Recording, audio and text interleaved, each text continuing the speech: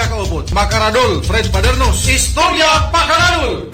At nangyari na nga, ang noon ay duda ng karamihan nang lumabas at magsiwalat ng kung ano-anong mga katiwalian itong mga sinasabi, itong mga sinasabi ng mga 18 Marines na sinasabi noon. Pero ito ay binago na, naging Malita Boys na lang. Nang lumabas itong mga 18 na Malita Boys na nagpasabog ng kaliwat kanan sa pamagitan ng press conference, mga rally, pati sa pagdinig sa Senado, nandoon na rin sila, ay consistent sila na nagsasabi na sila ay naghahatid ng mga mali-malitang pera doon kay Presidente Bongbong Marcos at kay dating House Speaker Ferdinand Martin Romualdez, na noon ay House Speaker pa. Ang mga pera doon na yun na pinahatid sa dalawang pinaghatiran nila kay Marcos at kay Romualdez ay galing daw umano kay Congressman Zaldico, dahil sila ay mga bodyguard ni Zaldico. Kaya sila ang inatasan na maghatid daw ng pera doon kay FM Romualdez, kay President Bongbong Marcos. May mga selfie pa, may mga picture pa silang mga suportang ganyan. Ito ang naging naratibo nila sa paulit-ulit na mga press conference, sa mga rally, kasamang kanilang abogado. Pero nagduda ang publiko. Nang magsilabasan ng mga ito, nagsimula kay Gutiza, sinundan itong 18 Marines, na mali-mali ang mga sinasabi. Mismo sa kanila, mismo sa kanila, parang hindi sila kumbinsido sa kanilang sinasabi. Ang duda ng publiko noon, itong mga sinasabi ng 18 Marines or 18 Malita Boys ay scripted lamang, may director, may financer, may pressure, at may offer. Kaya sila ito ay nagsasalita. At yun nga, hindi nagkamali ang publiko sa pagdududa na ganyan. Lumabas na ngayong linggo lang ang katotohanan. 4 na mga membro ng Malita Boys ang nag-recant ng kanilang mga pahayag. Ibig sabihin, umatras na, bumawi na, binawi ang kanilang mga unang pahayag. At ang sabi nila, hindi totoo ang kanilang mga naging pahayag noong una. At sila ay nagpahayag ng ganon, pinilit na makapagsabi ng ganon, magpirma ng affidavit kasama ang offer na pera, na ayon sa kanila, kahit hindi magtrabaho ng 2 taon, ay mabubuhay nila ang kanilang pamilya. O malaking pera yun. Pagka sinabi mong 2 taon hindi ka magtatrabaho, gasto ka lang ng gasto, mabubuhay mong pamilya mo, malaking pera nga yun. So may offer na pera, malaking pera, plus security, plus kung ano-ano pang mga pangako, na meron pang mga pabonus pagka ito'y naging successful ang kanilang operasyon na ito. Ito ang naging bahagi ng mga salaysay ng bagong affidavit ngayon na ginawa nila ng sila-sila lang, ng free will nilang pahayag, at ito ay kanilang pinanotaryuhan nung 4 na nag-recant o bumawi. At binanggit doon sa affidavit na mga 4 na bumawi na hindi totoo na sila ay naghahatid ng pera doon kay Ferdinand Martin Romualdez at kay President Bongbong Marcos. Gawa lang daw yun ayon sa script na kanilang sinusundan noon. At maliban doon, sa kanilang mga sinabi, ang nasa likod daw ng scripted na ito na kanilang mga pasabog ay yung nakakulong na ngayon na si dating Congressman Mike Defensor, at nakakulong na rin ngayon na si Senador Rodante Marcolita. Yun ang sabi ng 4.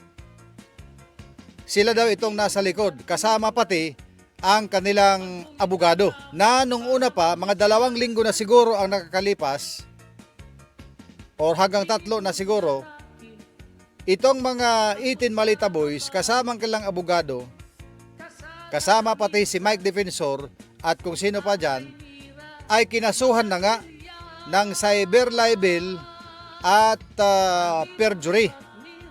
Maalala ninyo, binalita ko noon na maraming kaso, maraming korte ang pinagsampahan ng kaso laban sa kanila. Kaya sabi ng apat na ito ay tad-tad na nga sila ng kaso. Maliban pa doon sa nababagabag na sila, pati ang mga banta daw, marami sa kanila na may banta na dahil dyan sa mga pinaggagawa nila na pagsisiwalat ang hindi naman pala totoo. Yun ang sabi ng apat. Kaya sila nagdesisyon, nagmuni-muni, nagdesisyon na gawin ang tama at ang tama ay bawiin ang kanilang mga naunang salaysay at sabihin na hindi naman ito totoo kundi gawa-gawa lamang. Ang sinasabi pa nila ay hindi naman daw tinupad nung kung sino yung nangako ng malaking pera para sa kanila. Ang nangyari lang ay ibibigay daw yung kabuuang pera na ipinangako sa kanila sa panahon na matapos na itong kanilang mission, ma-achieve na ang kanilang mission at doon daw ibibigay pag naging successful na. Ano kaya ang ending na masasabi nilang successful? Yan ba ay pag naipakulong nila si Ferdinand Martin Romualdez? Yan ba ay pag napababa nila sa Malacanang si Presidente Bongbong Marcos? Siguro ba kaganon ang kanilang sinasabing successful ending? At doon pa lang ibibigay ang perang ipinangako na ayon sa kanila ay hindi mauubos kahit 2 taon na hindi magtrabaho. Walang natupad na ganon. As a matter of fact, ang sabi nila ay bigyan lang sila ng mga pakunti-kunting tulong pag sila dumadalo sa mga preskon, pagkatapos silang ipresenta sa preskon at magsalita, magsiwalat ng mga umano'y katiwalian nila Romualdez at Marcos. Kaya ito ngayon ay talagang binawi na nila. Eksklusibo silang humarap for the first time kay Miss Maris Umali ng GMA7 ng 24 oras. 4 yan, nandyan yan, nakikita din yan. 4, humarap sa GMA News at pinagkatiwalaan nilang mag-interview sa kanila si Maris Umali. At doon inamin nila na meron silang pinirmadong mga affidavit, notaryado na ito, may binigay pa ng video na nagnonotaryo at nandyan sa kanila mismo ang kanilang salaysay na binabawi na nila ito. Sinabi rin ng 4 na ito na doon sa ombudsman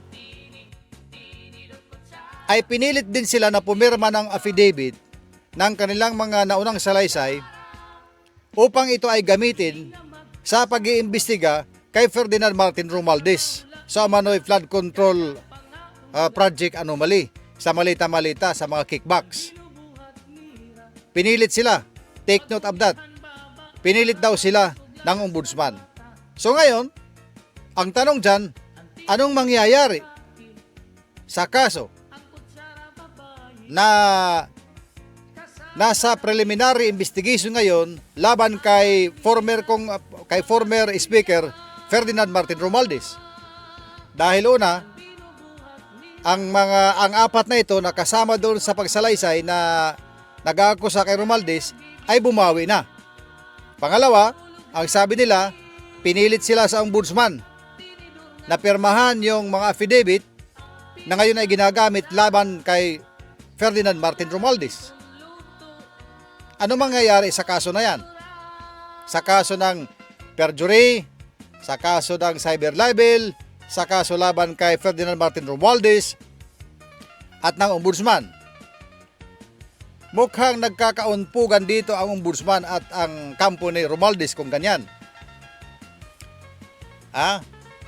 Pati ang kampo ni Presidente Bongbong Marcos, mukhang magkakaumpugan na ganyan. Pagka gano'n na pinilit lang sila na pumirma ng ganyan. Ito ay ayon sa 4 na lumabas or bumawi na, nag-recant ng kailang mga naunang pahayag. Kahit bumawi na sila, ay maaari din silang balikan kung gugustuhin ng kanilang mga inakusahan. Pero palagay ko naman hindi na. Kasi bumawi na nga. at itinuwid na ang tama. At itinuwid na yung mali.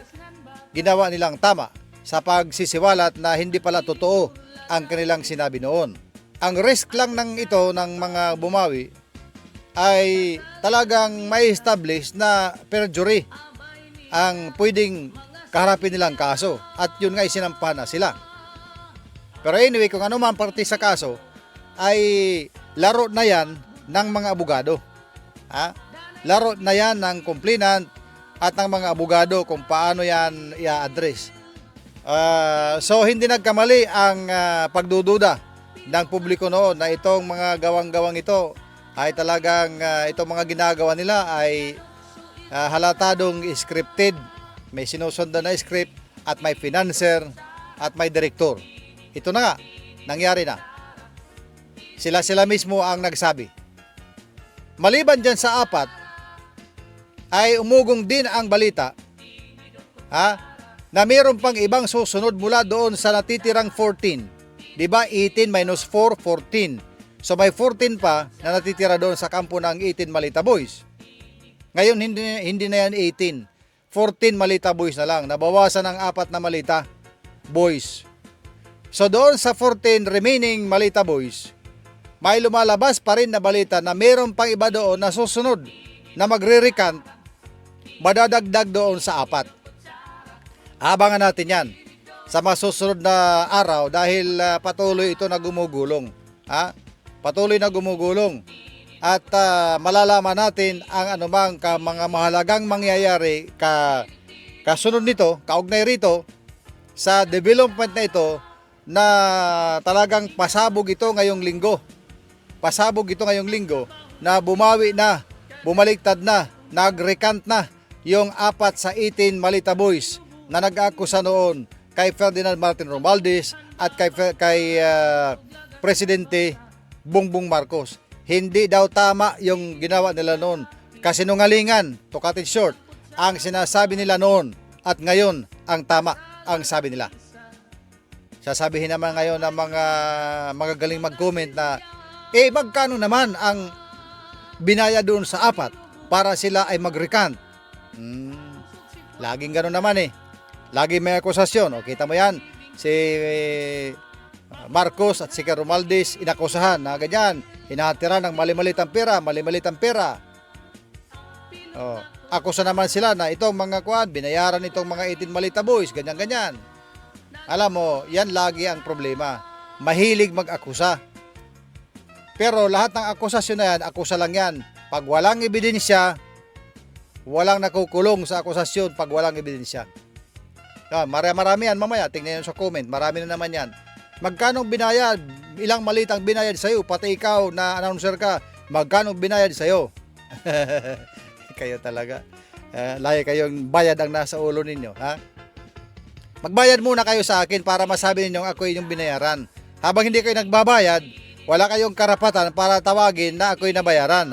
Magbayad muna kayo para masabi ninyo kayo nga ay nagbayad. At mag-uusap-usap tayo. Habang walang ganyan. Ito'y balita lang. Nagbabalita tayo, nagko-komenta. This is news commentary. Alala, nandyan, babasa ninyo yan? Istorya Pakaradol News Commentary Program. News Commentary Program ito. Hindi ito basta lang. Ang mga kinukomentaryhan natin ay base sa mga totoong nangyayari. Ito bang nag-recant? Hindi ba ito totoo? Totoo yan, 4. Ayan, kaya sinasabi natin. So ngayon, kung ano ang susunod na mga mangyayari, yan ang mga kaabang-abang at yan ay ating aabangan. Dito lang yan sa ating programa, Istorya Pakaradol. Dito yan sa Radyo Abante is JTV.